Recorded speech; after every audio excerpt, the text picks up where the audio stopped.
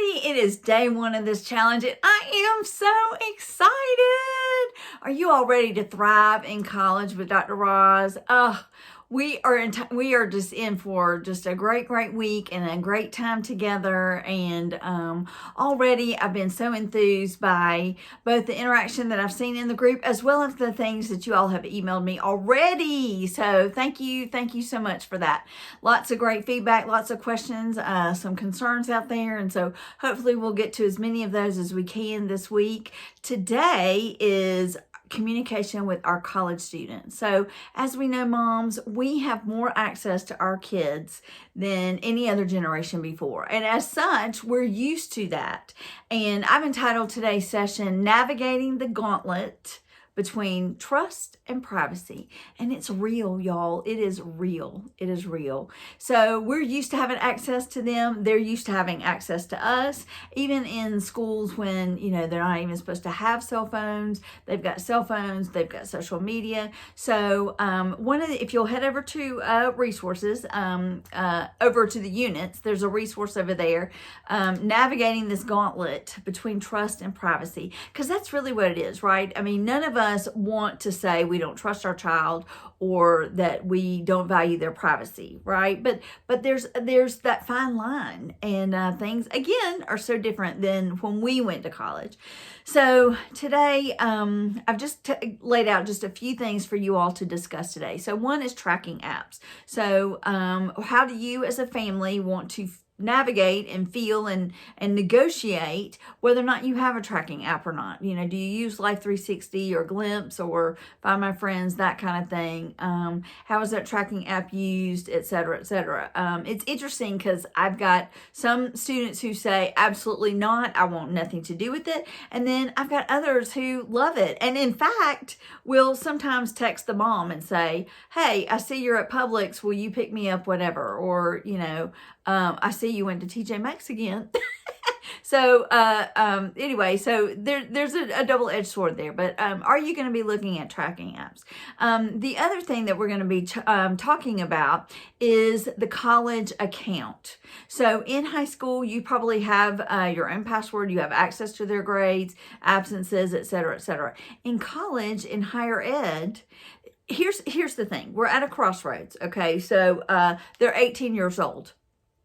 Not that much different from when they were in high school in terms of, developmentally and those kinds of things, but vast differences from high school to college.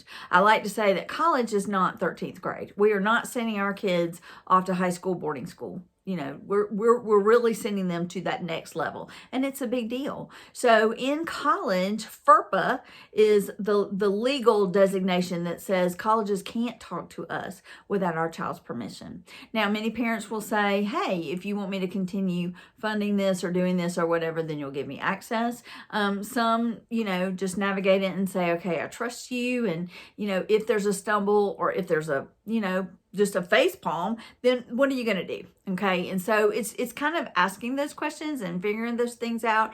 For those of you that already have students in college, how are you navigating that now? How is that working for you? How do you wish it were different? Those kinds of things.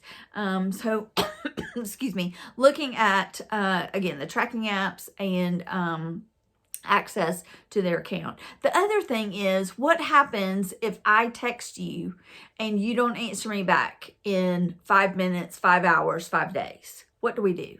Where do we go? Does your roommate have my information? I know with my son, he was not comfortable giving me his roommate's information, but he did, and I know this to be true, he did give his roommate my information. And so that was fine with me. He that was a boundary that he wanted to set, and that was absolutely fine with me. So the other thing is social media. Are you still going to be following each other on social media? How do they feel if you, I had one mom who, just kind of reached out to her son and said, I think she felt that maybe in some ways he was a little naive, and maybe some of the girls were maybe just a little more advanced, and she was seeing some things on his Facebook page that was just giving her some concern. So as a mom, she mentioned to him that, you know, this is a concern for me, and, you know, just something for you to be thinking about. Not chastising him, you know, just sort of an FYI, this is a red flag, here you go. And he unfriended her. So that was how he handled that. Now, she did say that they agreed to become Facebook friends again. So it's not that that stayed, it's not that that stayed that way forever, but that was their choice, and that's how they worked on that. So it's just that conundrum of that intersection between high school and college, 18 years old, FERPA. There's that natural inclination, and we felt it. There's that natural inclination to differentiate, to individualize, to move away.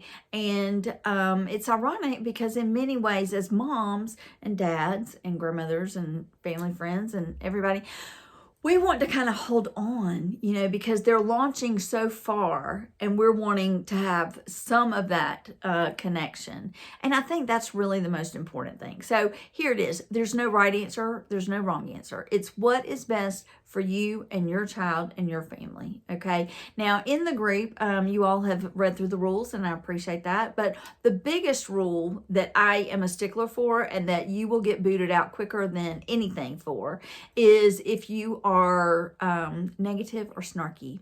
So if a parent posts in there that that they have, you know, Life 360 glimpse, that they check it 17 times a day, and this is what makes them feel comfortable.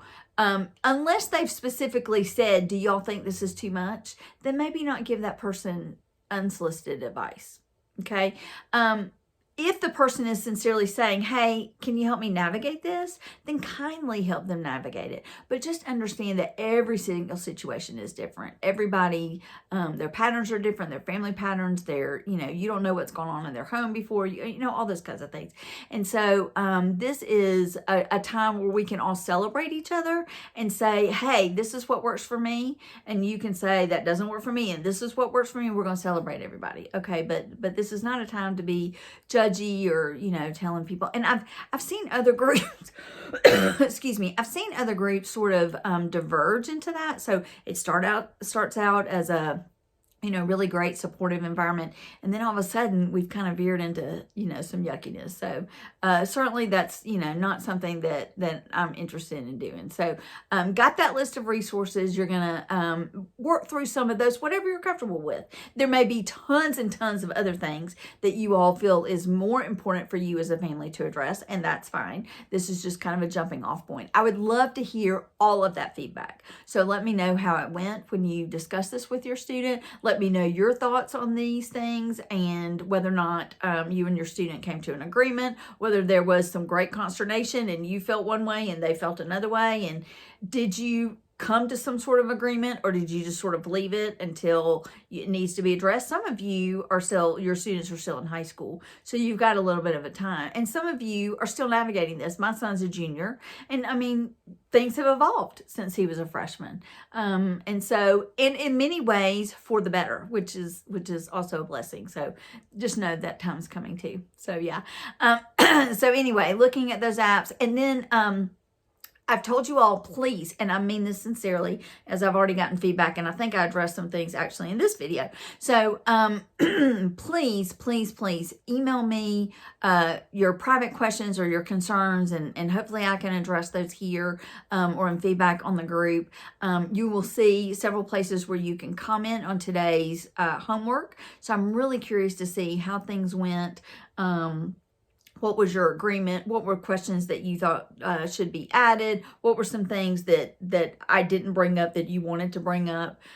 Were these things you had thought about? Maybe some of these you had addressed and some not. I don't know. So anyway, welcome to day one. Super, super, super excited about this week. I know that every single one of you will thrive in college. And my goal is to make sure that you flourish and that you grow and that everybody gets a return on their investment when they go to school. So moms, we need that return on the investment, don't we? And we want our students to have the return on that investment. So glad you're here, and look forward to seeing you in the group and reading your emails. Thank you.